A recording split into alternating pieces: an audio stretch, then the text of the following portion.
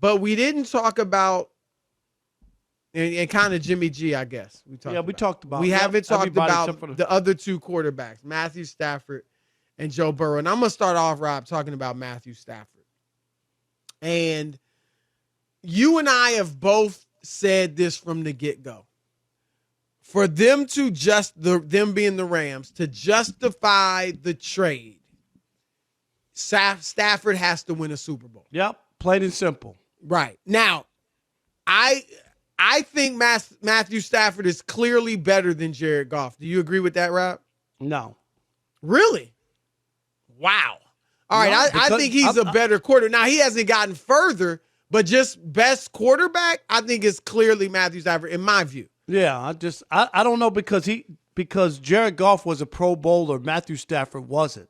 In all the years throwing the Calvin Johnson. No, sometimes that depends on the years. Yeah, but those are sometimes that's also just an indication of how well you've played. That's all. That's all I'm saying.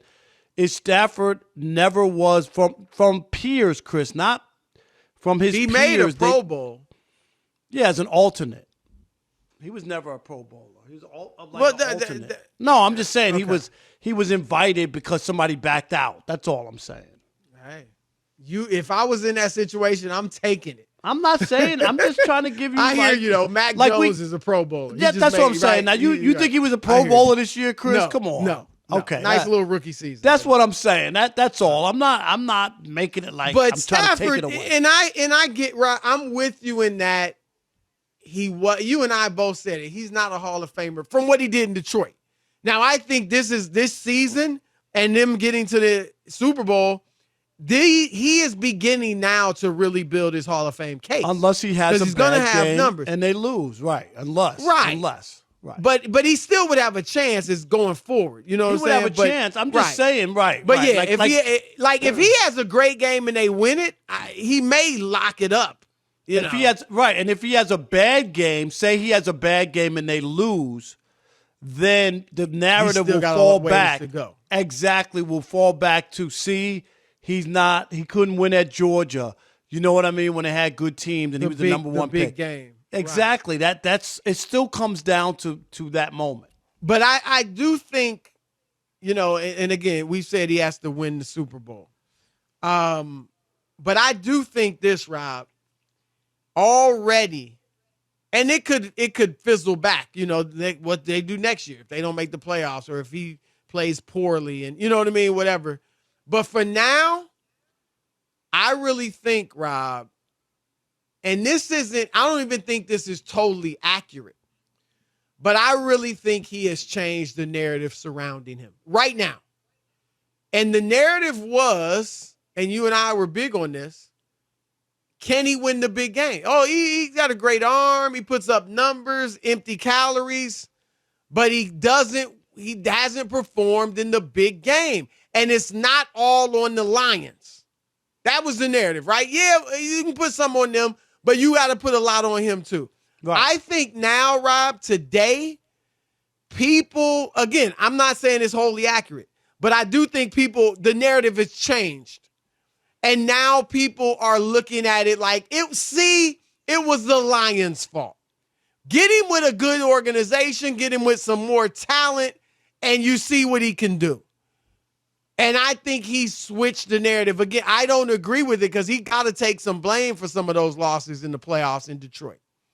But I think the common perception out there is I think the narrative has switched and people are now wholly blaming the Lions. There's no doubt. Even people in Detroit, and shame on the people of Detroit, because they're acting like the Lions are in the Super Bowl. For real. Like, really? Through osmosis. Oh, Chris, it's terrible. So you talk to people on the ground. Yeah, here. Just terrible. Wow. Like really. And matter of fact, that's all they got to root for. No, but ex-Lion, you know what I'm saying? But Chris, in a city like that's won some major championships and World Series, NBA Finals. Before in the 50s, before it was the NFL with the Super Bowls, the Lions did win championships. Were good. I get it. They won championships. The NFL championship, it wasn't called the Super Bowl back then. But anyway, yes, I agree with what you said. Here's my issue and why I think it's bogus and overblown. is that, yes, he's on a team that already went to the Super Bowl. They added Beckham. They added Von Miller. They got Ramsey. They got players, Chris. Right. Okay, so he's on a great team. The only way they don't win is if he messes it up. Like, they have all the pieces. That's why it really comes down to him, because he could be the one to mess it up. Okay? But here's why: if you're believing that it's Stafford and it's not it's not Stafford, it was the Lions, then to explain Joe Burrow, explain how a guy can go to a team that won 4 games last year. First, the number 1 pick, Chris. They won 4 games last year, and 2 games 2 years ago, right when they drafted him. That's right. 2 games and then 4 last year where he didn't play the whole year. And they're in the Super Bowl. Hello? Is this on? You know why? Because Joe Burrow is a franchise quarterback, Chris. He did what Matthew Stafford couldn't do, which was raise up a franchise that had been futile when it came to postseason. That's what you look for. All the great quarterbacks, Chris, raise the franchise up. We might not have everything. He got sacked 9 times against the Titans.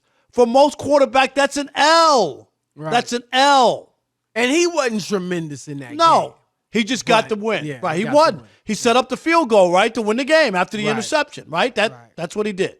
Yep. But my point is, that's what you have to look at. Not taking a quarterback who's talented, adding him to an all-star roster, adding water, stirring, and saying, oh, yeah, see, now we got it. This, if you say, Chris, Stafford is better than Jared Goff. They went to the Super Bowl with Jared Goff. I don't care no matter what people want to say about him, they went to the Super Bowl.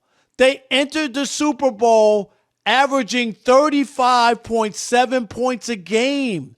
One of the highest offenses in the history of the NFL. You want to give all the credit to Todd Gurley? He made 2 Pro Bowls. And he made 2 Pro Bowls, Chris, back to back. Yep. So my point is, you can't do revisionist history and act like Jared Goff didn't do anything, Chris. He was just there for the ride. It's just not true.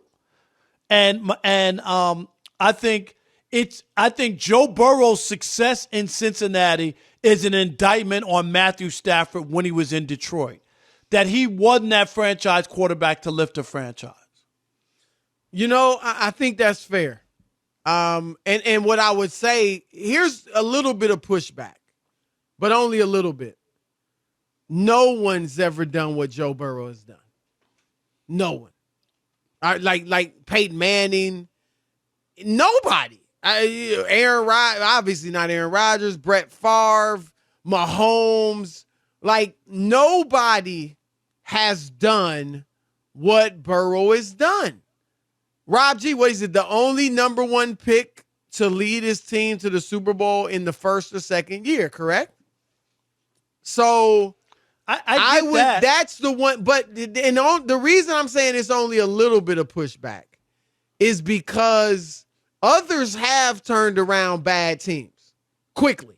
They haven't gotten to the Super Bowl, but they've turned around. Peyton Manning, right? His rookie year, right? Well, the year before he got there, they're 3-13.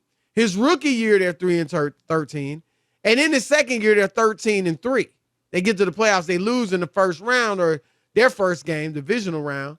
But they got, you know what I'm saying? So even Tom Brady, look, the Patriots were a bad team when Brady took them over, when Drew Bledsoe got hurt. You know, I talk about it a lot. They won 5 games the year before he started, and he was a rookie on the bench. And then they were 0-2 when Bledsoe got hurt, and then Brady steps in, the rest is history. So you're right. And that's why, you know, you look for these guys. And to your point, that is what Detroit was expecting. Yes. You know it better than me. You were there. Right. They got the number 1 guy. He was supposed to turn it around for them. And Chris, the only difference too, and I get your point about Joe Burrow and being it first 2 years, Stafford was in Detroit for 12 years. So even if he didn't win it the first 3 or 4 years, He still had plenty of time. He had Calvin Johnson. He had Ndamukong Suh. He had other players. Right. In 2014, when they were in the playoffs against Dallas, go look it up, Chris. I mean, I lived it. I was covering it, right? They had the fifth best defense in the NFL. They did. And look, and here's the thing, too. I don't want the picture to be – because we look at Detroit. They're an abysmal franchise, haven't won a playoff game. What is it? They won one playoff win since 1957. That is it. And they had some decent teams. He made it, 3 years to the playoffs? Or 3 years, I think he made to the playoffs there. They had winning records. It wasn't like the Detroit now. Like they were abysmal when he got there and stayed that way. They did make the playoffs several times. He did have some winning seasons. All right, in his 12 years there, Rob, he had 4 winning seasons. Not great. He didn't turn them into a perennially good team. All right, he had a good season here, good season there, but never sustained it. So, what it tells me is Joe Burrow is special, and he's more special than Matthew Stafford. Peyton Manning obviously is. And most of the quarterbacks, Rob, that did turn their teams around immediately were special, more special than Stafford. Right. And that's fair. I can't really argue that because when you get a guy number one in the draft, and they all don't pan out. Obviously. No, they don't. But He's panned out more than most, but the not thing as much as the numbers really elite that he's ones. put up. But not wins. That's the thing that's crazy. It's not like he just flailed and he wasn't that good. You know what I mean? And offensively, he just couldn't get it. He's put numbers up, but they didn't turn into wins. That was it. So if he wins this Super Bowl, what do you say about it? He got it done. He against all the odds, all of the stats and the history of what his record. Even with the great, because he got a boatload of talent. Yeah, but you'll still give him his props. You have to. If he wins the Super Bowl, I have to. Yeah. And the other thing, too, is almost on cue last night when that interception was dropped, that cupcake. I almost thought, I thought, Chris, right then and there it is. Like that. I think, most Am of us right? thought that. Yeah, it was yep. It really was a horrible pass. And, are you leaning? Have you made your pick yet for the Super Bowl? I'm going with the Bengals. I already know. Are you? Yeah. Wow. I'm leaning Rams. I love what they did to win in Kansas City, man. They got moxie. They got something. Do. They got that. I think that line, and this is where a lot of it's on Mahomes. But Rob, that defensive line, 1 sack. I get that you pressured Burrow several times and he escaped. But 1 sack? Right. The Bengals didn't give up 1 sack since October in a game. Chris Jones, and he had him in his grasp a few times, couldn't bring him down. Frank Clark, they got to own some of that too. 9 sacks the week before, 1 sack yesterday.